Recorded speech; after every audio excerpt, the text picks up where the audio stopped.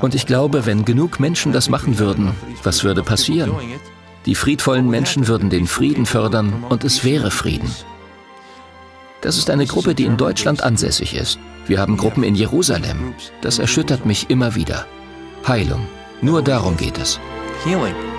It's about.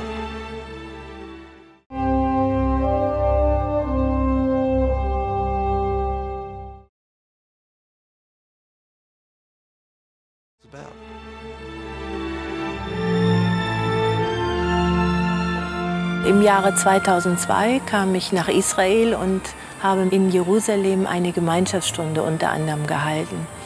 Und dort kam dann eine Frau in die Gemeinschaft. Sie war sehr skeptisch und setzte sich auch dementsprechend so hin. Und ungefähr in der Mitte der Gemeinschaftsstunde fing sie an zu weinen, ganz heftig an zu weinen. Das beruhigte sich dann immer mehr und am Ende der Stunde hat sie uns dann anvertraut, dass sie herkam mit einem ganz starken Hass auf die Deutschen. Sie hatte immer noch die Bilder vor ihren Augen, was sie damals als Kind erleben musste mit der Judenverfolgung. Und ihre ganze Familie ist von den Deutschen getötet worden. Und sie war die einzig Überlebende. Und so saß sie vor mir und ich stand vor ihr als Deutsche. Und ja, sie hat mich dann nachher in den Arm genommen. Und es war eine richtige Herzensverbindung dann entstanden. Und sie berichtete, sie ist frei. Sie spürt diesen Hass nicht mehr. Sie hat den Hass nicht mehr. Das war für sie etwas so Großes. Ich stamme von Galizien, Polen. Heute ist das Ukraine.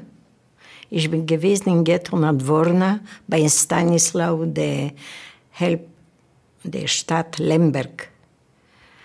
13 Jahre bin ich geblieben, alleine auf der Welt, immer raus. Für mich, das, was kommen von Deutschland, Leute, von Freunde Bruno, ist ein großer, großer Wunder. Für mich ist das Anfang fast unbeglaubt. Unbeglaubt. Ich glaube, das ist ein sehr großer historischer. Es fehlt mir das Wort in Deutsch zu sagen. Wie ist das für mich, was Davka von Deutschland, von deutschem Volk, kommen zu uns Leute mit der ganzen Liebe, mit einem offenen Herzchen, uns zu helfen. Und wenn wir das tun können als Deutsche, die ja vorher keine gute Geschichte hatten im Dritten Reich, dann ist das eigentlich etwas Wunderbares, den anderen Völkern das zu bringen, was eigentlich eine frohe Botschaft ist, was eigentlich das Heil bedeutet. Und das haben wir so erlebt, als wir gerade just in den Orten in England waren, London, Birmingham und Manchester. Und wir haben später erfahren, das waren die 3 Städte, die zuerst bombardiert worden sind. Und das ist uns nahegegangen und dass wir in Liebe aufgenommen wurden. Die Brüder Damir und Ivo Kovacevic stammen aus Kroatien, sind aber in Deutschland aufgewachsen. Hier erfahren sie Ende der 80er Jahre von Bruno Gröning. 1995 kehrt Damir nach Kroatien zurück, um sich dort eine Existenz aufzubauen. Zu diesem Zeitpunkt herrscht im ehemaligen Jugoslawien noch Krieg. Ja, bei uns war der Hass hier sehr ausgeprägt gewesen.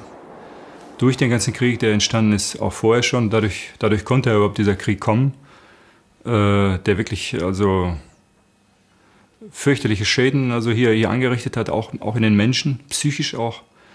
Und dieser Hass, der ist immer noch vorhanden. Ich sage bewusst, der war immer noch vorhanden. Und wir sehen es immer wieder. Menschen kommen in den Freundeskreis, in die Gemeinschaften und durch das Aufnehmen der Heilkraft, durch diese göttliche Kraft, ändert sich einfach ihr Denken. Durch den Heilstrom, durch die Heilkraft, durch die Aufnahme und das Besuchen der Gemeinschaftsstunden kommt die Erkenntnis und dann auch der Wunsch und dann auch wirklich die Kraft, das abzugeben. Also Hass kann man sogar abgeben.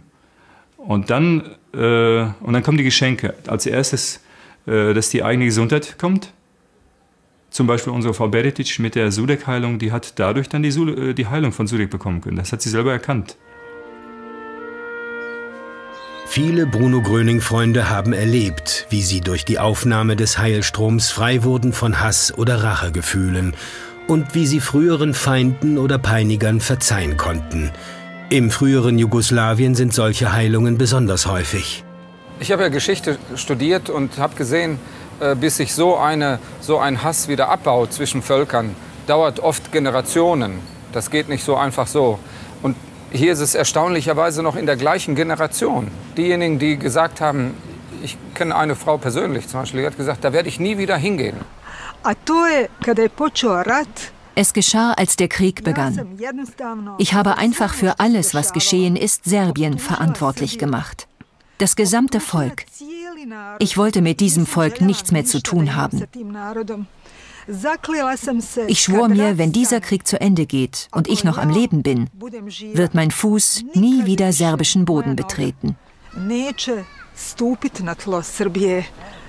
Die ist dann auf eine Fahrt mitgekommen und war dann... Ja, die ist aus Sarajevo. Und ist Gemeinschaftsleiterin dort gewesen. Und in Sarajevo war eine Frau aus Serbien, bei ihr in der Gemeinschaft. Und die hat sie gebeten um Hilfe. Und sie war ja Freundin bei ihr und sie war ihre Gemeinschaftsleiterin, hat ihr natürlich geholfen. Und jetzt hatte sie Verwandte in Serbien. Und die hat sich wirklich geschworen gehabt, nie wieder einen Fuß auf serbischen Boden zu setzen. Und plötzlich hieß es, ja, Einführungsvortrag in Serbien. Und da ist sie mitgefahren. Und da hat ihr das berichtet da. Und die 50 Freunde, die serbischen Freunde, die da gesessen haben, ich war auch mit dabei persönlich, die hatten alle Tränen in den Augen. Die hat das vor allen berichtet, ne? Und ich sprach davon, wie es damals in Sarajevo war und wie ich sie alle dafür verantwortlich machte und dass ich nichts, aber auch gar nichts mit irgendjemandem von ihnen mehr zu tun haben wollte. Und doch bin ich jetzt hier und bin glücklich, hier zu sein und sie alle sehen zu können und einfach davon zu sprechen, welches Geschenk ich damit erhalten habe.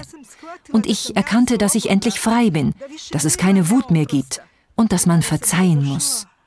Als ich fertig war, war es still. Und als ich die Menschen anschaute, sah ich, dass sie weinten.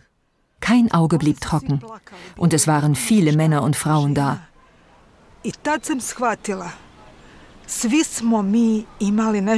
Und da erkannte ich, dass wir alle ähnlich empfunden haben und dass wir jetzt durch diese Lehre die Gnade erhalten haben, wieder frei zu sein. Frei von diesem Gefühl, das uns unglücklich machte. Aber wir wussten es nicht. Viele von uns wussten es nicht.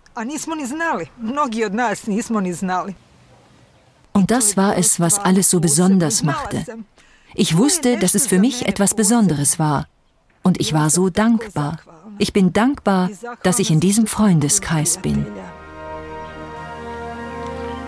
Was wir hier erleben, was hier geschieht, also dass wir zum Beispiel nach Belgrad fahren und wir besuchen da die Gemeinschaften, wir kommen mit mehreren Freunden hier aus Kroatien und Slowenien, besuchen die dort, sitzen zusammen, mehrere Stunden, sprechen zusammen über die Lehre, das ist absolut was Geniales. Ne? Und wir hatten ja jetzt die Zagreb-Tagung, da sind erstmalig 25 Freunde aus Serbien gekommen.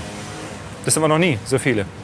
Und dass da Menschen, also nicht jetzt irgendwas Politisches, dass da jetzt politische irgendwelche Verhandlungen sind oder sowas, dass ganz normale Bürger sich von Serbien und Kroatien besuchen und zusammen sprechen, das ist, ich weiß nicht, ob es sowas noch hier gibt irgendwo. Das ist, also für mich ist das was ganz Einmaliges. Und das erfüllt mich ganz besonders und gibt mir auch wieder Antrieb, immer weiterzumachen.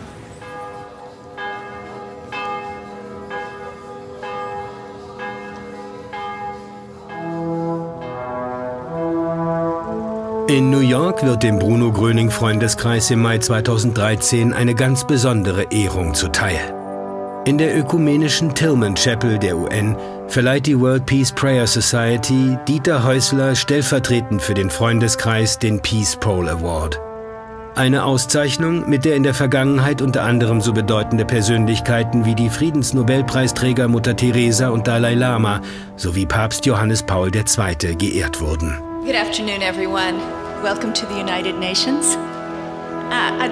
Die World Peace Prayer Society, kurz WPPS, ist eine an die Vereinten Nationen angegliederte Nichtregierungsorganisation und hat sich zum Ziel gesetzt, unter dem Motto „Möge Friede auf Erden sein“, die Menschen aller Länder zusammenzubringen. Den Preis überreicht die UN-Repräsentantin der WPPS, Reverend Deborah Moldo. Es ist etwas ganz Besonderes und sehr angemessen, dass die Freunde Bruno Grönings hier sind. Gerade jetzt in dieser Zeit, die der UN-Generalsekretär Ban Ki-moon die Zeit des großen Wandels genannt hat. Wenn unser Körper heil ist, nennen wir es Gesundheit. Und wenn unsere Welt heil ist, nennen wir es Frieden. Und indem wir uns selbst heilen, heilen wir unsere Welt. Es ist mir eine Ehre, den Freunden Bruno Grönings heute einen Peace Pole zu verleihen. Und so möchte ich mit Dankbarkeit für die schöne, selbstlose Arbeit der Bruno Gröning-Freunde diesen Peace Pole im Namen der World Peace Prayer Society überreichen an Dieter Häusler und Susanne Reuss. Dieter Häusler and Susanne Reuss. Thank you so much.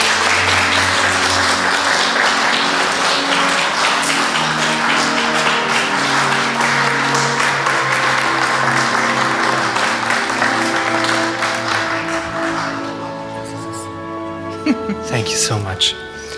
I see it's a sign for Bruno. Ich sehe es als ein Zeichen für Bruno Gröning und seine Arbeit. Und ich sehe es als ein Zeichen für alle Freunde, seine Arbeit fortzusetzen, Frieden, Liebe und Gesundheit auf der Erde zu verbreiten. Ich danke Ihnen sehr. Thank you so very much. Thank you very much.